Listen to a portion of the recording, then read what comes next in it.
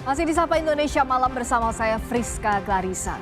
Seorang warga Semarang meninggal dunia diduga akibat penganiayaan anggota polisi. Kasus ini jadi sorotan masyarakat pada institusi Polri. Jika dugaan ini benar, maka akan memperpanjang daftar kasus pelanggaran hukum yang dilakukan anggota kepolisian. Data dari Lembaga Komisi untuk Orang Hilang atau Kontras memperlihatkan sepanjang Juli 2023 hingga Juni 2024 terdapat 645 kasus kekerasan yang melibatkan anggota Polri. Kasus kekerasan itu menyebabkan 759 korban luka dan 38 korban tewas. Sepanjang tahun 2024, banyak anggota polisi yang melakukan pelanggaran baik pelanggaran kode etik maupun pelanggaran disiplin. Ada lebih dari 4.500 kasus pelanggaran etik, sanksinya 414 polisi dipecat, 525 demosi atau diturunkan jabatannya. Sedangkan pelanggaran disiplin lebih dari 3.000 kasus. Sanksinya lebih dari 1.000 polisi menjalani penempatan khusus atau patsus. 221 demosi dan 286 ditunda kenaikan pangkatnya. Lalu bagaimana pengusutan kasus kematian warga di Semarang? Benarkah ada pelanggaran oleh anggota polisi dalam kasus ini? Kita ulas usai tayangan berikut ini. Polda Jawa Tengah melakukan proses ekshumasi atau pembongkaran makam warga Semarang bernama Darso. Ekshumasi dilakukan untuk mengetahui penyebab kematian Darso. Keluarga Darso telah membuat laporan ke Polda Jawa Tengah jika anggota keluarganya tersebut meninggal diduga akibat dianiaya beberapa anggota Polresta Yogyakarta. Kita melaksanakan kegiatan ekshumasi jenazah almarhum Darso. Kegiatan ekshumasi ini dalam rangka scientific crime investigation, yaitu kita untuk mendapatkan informasi dan menemukan penyebab kematian daripada almarhum. Sementara penyidik Polda Jateng menyatakan telah memeriksa 13 orang saksi. Saat ini proses penyelidikan masih dilakukan untuk memastikan ada tidaknya tindakan penganiayaan oleh anggota Polresta Jakarta. Jadi terkait dengan perkara ini kami telah melaksanakan pemeriksaan saksi-saksi sebanyak 10 orang dan hari ini ada tambahan kembali 3 orang. Proses kegiatan ini kita semua masih dalam rangka penyelidikan. Kami belum bisa mengatakan apakah ini ada unsur pidana atau tidaknya. Ya. Darso meninggal dunia setelah mengalami sakit di bagian dada saat dibawa 6 anggota Polresta Yogyakarta pada akhir September lalu. Pihak Polresta Yogyakarta menyatakan polisi mendatangi rumah korban di Semarang untuk menyerahkan surat undangan klarifikasi terkait peristiwa kecelakaan lalu lintas yang melibatkan mobil yang dikendarai korban. Korban mengakui mobil yang disewanya menabrak warga di Yogyakarta. Korban lalu mengajak polisi ke lokasi penyewaan mobil. Saat dalam perjalanan, korban kemudian mengeluh sakit. Polisi kemudian membawanya ke rumah sakit di daerah Ngalian, Semarang. Korban meninggal dunia 2 hari setelah pulang dari rumah sakit. Pihak keluarga melihat ada kejanggalan dalam kasus meninggalnya Darso. Keluarga menduga korban meninggal akibat dianiaya polisi saat dibawa menuju ke lokasi penyewaan mobil.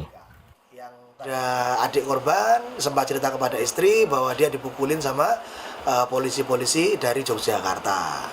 Jadi pengakuan itu yang kemudian memastikan bahwa awalnya ini polisi lah yang melakukan tindakan itu. Nah kemudian 6 hari di rumah sakit, keluar rumah sakit 2 hari di rumah, besoknya meninggal. Selain itu, kuasa hukum keluarga Darso juga menyatakan proses penjemputan yang dilakukan polisi tidak sesuai prosedur karena tidak membawa surat perintah maupun surat keterangan yang lain. Tim Liputan, Kompas TV. Lalu bagaimana pengusutan kasus kematian warga bernama Darso? Sejauh mana dugaan keterlibatan polisi dalam kematian Darso? Kita bahas bersama anggota Kompolnas Yusuf Warshim dan istri almarhum Darso, Poniem, serta kuasa hukum keluarga Darso, Antoni Yuda Timor. Assalamualaikum warahmatullahi wabarakatuh. Selamat malam Bu Poniem, Pak Antoni, juga Pak Yusuf. Selamat malam, Ska. Selamat malam, Rizka. Selamat malam. Untuk Bu Poniam, kami mengucapkan turut berbela sungkawa sedalam-dalamnya atas meninggalnya almarhum Bapak Darso, Bu. Ya, terima kasih. Bu, saya ingin bertanya bagaimana perjuangan Ibu mencari keadilan. Ini kan kasusnya September 2024 peristiwanya ya, lalu dilaporkan 10 Januari. Kenapa ada rentang waktu yang cukup panjang, Bu? Karena ada seseorang temannya mengajukan mediasi mau damai gitu. Jadi agak lama. Oke. Yang mengajukan damai itu siapa, Bu Poniam? Pak Densen, Dia adalah temannya almarhum. Oke. Temannya almarhum itu pada saat kejadian seperti apa posisinya? Posisinya belum tahu, itu waktu pas mengajukan, waktu pas melayat. Nah sebenarnya boleh diceritakan, mohon maaf kalau pertanyaan kami mungkin mengungkit lagi kesedihan Ibu. Jadi apa yang terjadi sebenarnya, Bu, kalau versi dari keluarga Ibu terhadap almarhum Pak Darso? Oke. Gimana, Bu? Apa yang terjadi, Bu, pada saat itu? Ya katanya ada pemukulan gitu sama polisi, Pak. Sama pihak. Yang menyebutkan itu dari siapa, Bu Poniam? Pak Darso. Oh, Pak Darso bercerita. Alasan dugaan ada pemukulannya itu seperti apa, Bu? Kenapa kalau kata almarhum? Kata almarhum waktu itu kan nggak cerita sama saya, ceritanya sama adiknya. Bilang ya kalau saya habis dipukulin gitu saja. Tapi pihak kronologinya bilang sama adiknya. Oke. Nah, Bapak itu setelah dibawa ke rumah sakit meninggal jeda besoknya, betul? Ya, 6 hari. 6 hari setelah dibawa ke rumah sakit ya. Nah, untuk kronologi lengkapnya izin saya tanya ke Pak Antoni. Jadi kalau dari keluarga yang dihimpun dari adik almarhum itu seperti apa keterangannya? Dugaan pemukulan ini pada saat apa, Pak Antoni? Baik, mungkin biar lebih lengkapnya saya ceritakan singkat. Silakan. Di awal ini dimulai dari berangkatnya korban bersama 2 temannya ke Yogyakarta. Di Jogja kabarnya ada laka lantas, yang mengendarai mobil adalah korban. Nah, korban laka lantasnya ini sudah dibawa ke klinik sebagai wujud tanggung jawab. Tetapi karena mungkin korban ini nggak punya duit, akhirnya ninggal KTP. Kemudian dia pulang ke Semarang. Karena ketakutan kaitan dengan biaya, kemudian termasuk juga mobil, korban ini berencana mau ke Jakarta dulu dalam rangka nyari duit untuk bertanggung jawab. Memang sempat pergi ke Jakarta 1,5 bulan sampai 2 bulan, kemudian dia pulang ke Semarang. Karena nggak ada hasil pulang ke Semarang, dapat 1 minggu di Semarang, tiba-tiba datanglah 6 orang ke rumah, yang 3 di mobil, yang 3 lagi turun ke rumah, itu mendatangi rumahnya korban ini. Disampaikanlah ke istri korban bahwa apakah benar ini rumahnya Pak Darso, mau ketemu dengan Pak Darso. Lalu istri korban mengatakan, oh iya betul Pak, kemudian masuk, Pak Darsonya diminta untuk keluar karena bangun tidur, kemudian istri keluar dari rumah, selang sebentar sekali Pak Darso sudah tidak ada. Jadi Pak Darso diperkirakan oleh istri dibawa oleh 3 orang tadi itu yang tidak dikenal, yang tidak membawa apapun, tidak memperkenalkan diri, tidak bawa surat penangkapan, tidak bawa surat tugas apapun, pokoknya langsung Pak Darsonya dibawa. Kemudian itu jam 6 pagi. Jam 8 pagi di tanggal 21 September 2024 itu, jadi selisih 2 jam dari jam 6 ke jam 8, 3 orang tadi datang lagi ke rumah Pak Darso, kali ini bersama Pak RT, dan mengatakan kepada Bu Darso bahwa bapaknya sekarang ada di rumah sakit. Tentu Bu Darso menjadi heran, kaget, ya kan? Lalu Bu Darso dibawa ke rumah sakit. Di rumah sakit ketemu dengan 6 orang. 3 orang yang tadi turun dan 3 orang yang di mobil, mestinya seperti itu. Oke. Baru kemudian, silakan lanjutkan dulu sedikit lagi Bapak. Baru kemudian ketika 6 orang ini meninggalkan rumah sakit, Pak Darso bercerita bahwa baru saja dipukuli oleh 6 oknum polisi. Yang lebih lengkapnya diceritakan pula kepada adiknya. Dan letak penganiayaan itu tidak jauh dari rumah, hanya sekitar 200-300 meter dari rumah. Oke, jadi diduga saat dibawa dari rumah itu sampai almarhum tidak sempat pamit kepada Bu Darso pada saat itu ya, Pak Antoni ya? Tidak pamit karena Hmm, langsung dibawa dan oke. nggak lama waktunya menurut cerita Pak Darso ya dipukuli di pinggir jalan Oh, itu, apa dipukuli ya, kemudian dibawa ke rumah sakit. yang mengajak damai kalau tadi cerita Bu Darso itu siapa Pak? Apa betul ada 6 anggota polisi yang memberikan uang damai untuk keluarga? Kalau yang disampaikan Ibu tadi itu, kenapa kok lama dari 21 September sampai dengan Desember, sampai dengan Januari ya baru Ya? dilaporkan, ada orang temannya almarhum yang menawarkan jasa untuk bermediasi dengan para pelaku, itu. Oke. Memang setelah 6 hari di rumah sakit, kemudian pulang, 2 hari di rumah, hari berikutnya, korban ini meninggal dunia, Pak Darso meninggal Oh, dunia. oke. Ya, nah kemudian, setelah meninggal dunia, 6 oknum tadi itu yang diduga melakukan penganiayaan sempat datang ke Semarang, kemudian menawarkan uang 5 juta tapi Ya, ditolak oleh keluarga. oke ditolak itu ya oleh pihak keluarga. Ditolak. Baik. Kemudian datang lagi yang kedua menawarkan 25 juta tapi nggak ketemu kalau yang ini. Oh, Ditolak juga. Yang ketiga itu ibu ditelepon sama seseorang untuk mendatangi sebuah tempat, mmm, kemudian tempat itu ibu datang ternyata sudah disodori uang 25 juta. oke.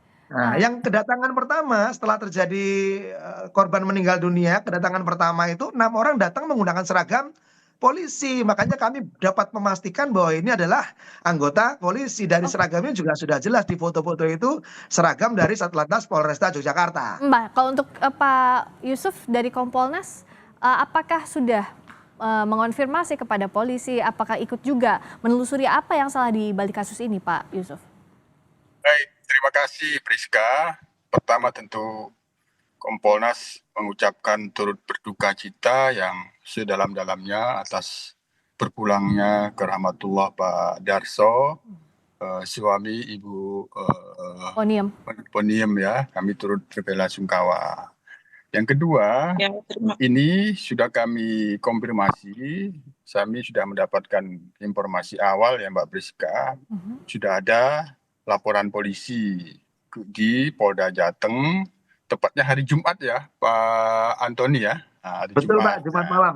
jadi ini masih baru, tentu apa yang dilakukan Ibu Oniem yang bersama kuasa hukum Pak Antoni ini sudah tepat, jadi kami dukung laporan polisi ini. Tentu untuk selanjutnya kami sebagai pengawas akan memantau dan mengawasi proses penanganan laporan polisi ini. Kita dorong, walaupun ini sebenarnya sudah relatif Ya, tahun lalu, tapi mudah-mudahan apa yang akan dilakukan oleh penyidik mhm, nantinya dilakukan pendalaman penyelidikan, apalagi sudah ada informasi awal yang ya, dicurigai, ya, yang dicurigai adanya oknum yang dicurigai, mmm, kami kira itu nanti yang akan kita pastikan ke penyidik. ya, Sementara ini peristiwanya yang diduga oknum itu dari DIY, sementara kami belum melakukan konfirmasi ke sana.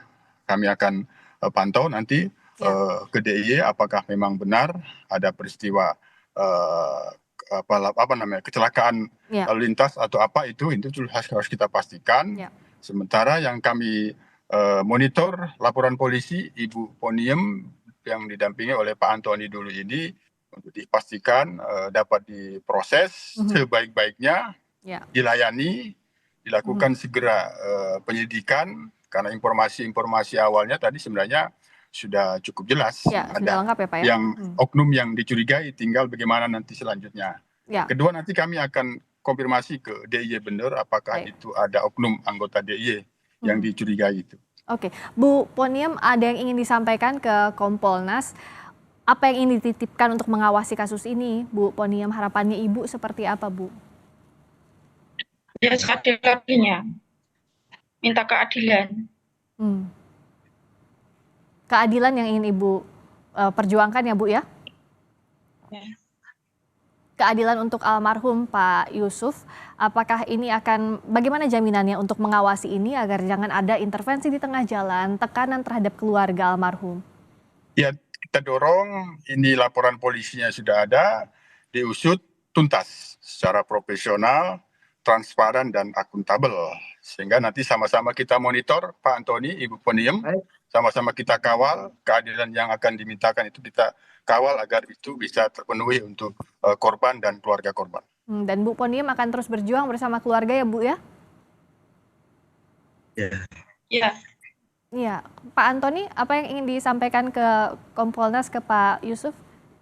Kami meminta bantuan Pak Yusuf untuk terus mengawal kasus ini. Mengenai 6 anggota yang diduga melakukan tindak pidana di Semarang ini, sebetulnya dari Polresta Yogyakarta kemarin sudah mengeluarkan rilis mengakui bahwa ada 6 anggotanya yang berangkat ke Semarang. Jadi pengakuan awal ini sudah dapat dipastikan bahwa benar-benar ada orang ke sini. Tinggal nanti kaitan dengan tindak pidananya biarkanlah Polda Jawa Tengah yang akan mendalami lebih lanjut. Ya. Artinya nama-nama sudah ada semua ini. Ya, Pak Yusuf, transparansi kasus ini bagaimana publik bisa mengawasinya? Kompolnas kan banyak dititipkan kasus seperti ini dari publik agar ya bisa transparan, penyelesaiannya juga sampai tuntas. Betul, jadi kuncinya profesional, transparansi. Nah, sehingga tidak hanya korban dan keluarga korban, publik juga mendapatkan kepastian hukum ataupun keadilan masyarakat terkait dengan persoalan ini. Itu bahwa apabila ini bisa diusut tuntas, maka Polri benar-benar menunjukkan kepercayaannya kepada masyarakat itu secara luas untuk publik.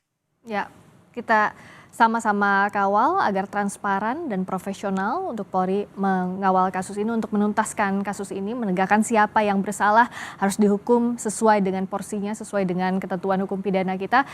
Terima kasih Pak Yusuf Warshim, Pak Antoni, terima kasih Bu Poniem. Kami tahu ini berat sekali untuk Ibu untuk berada di layar ini, tapi kami berterima kasih karena Ibu bersedia meluangkan waktu malam hari ini, dan kami sekali lagi mengucapkan turut berbelasungkawa sedalam-dalamnya atas meninggalnya Bapak almarhum Darso. Terima kasih sekali lagi Ibu Bapak. Terima kasih Priska, Ibu Poniem, Pak Antoni. Terima kasih.